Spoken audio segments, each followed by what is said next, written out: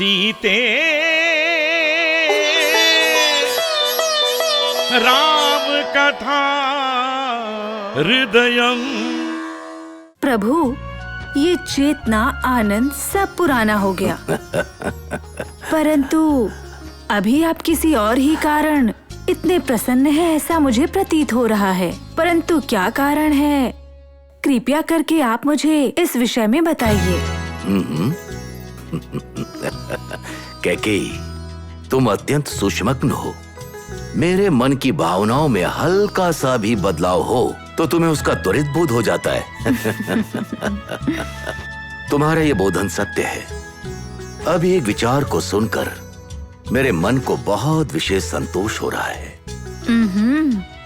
और वो विचार क्या है? अगर मुझे बोध हो जाए तो मुझे भी संतोष प्राप्त होगा। अवश्य ऐसा ही होगा।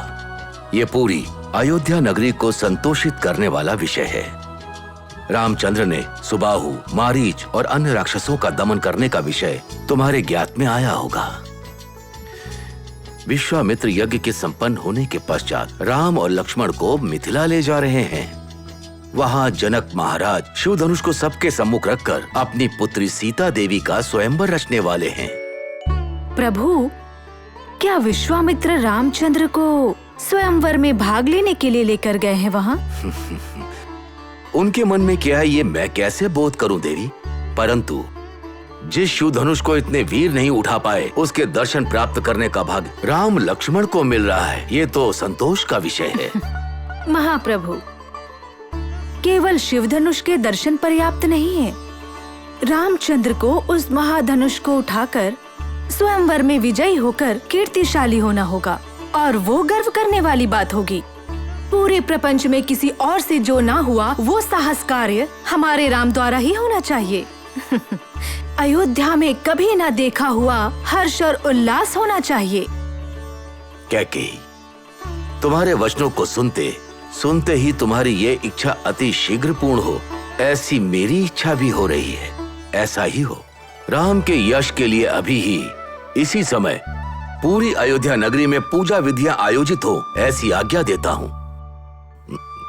तुम्हारी बातों को सुनकर मेरे मन में जो संतोष था वो अधिक हो गया है, और भी अधिक हो गया। देवी, मैं प्रस्थान करता हूँ।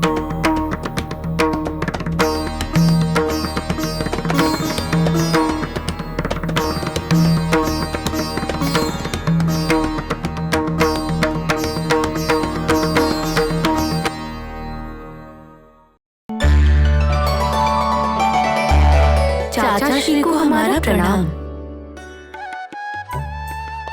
शीघ्रमेव कल्याण प्राप्तिरस्तु।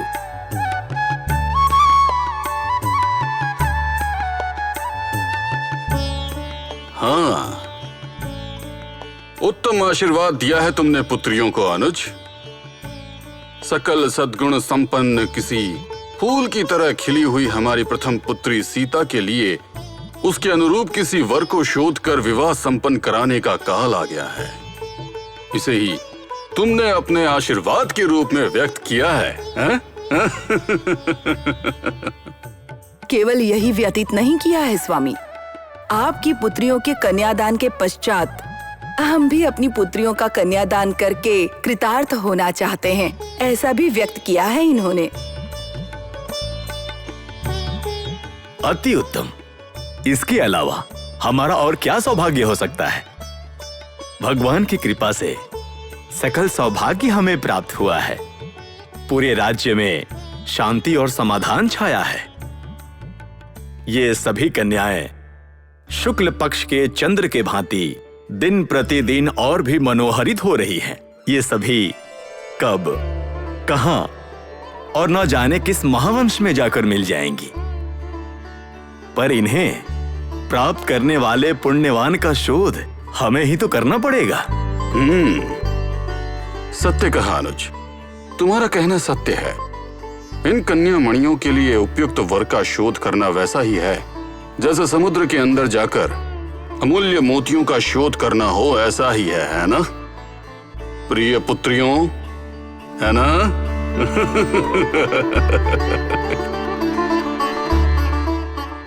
सीते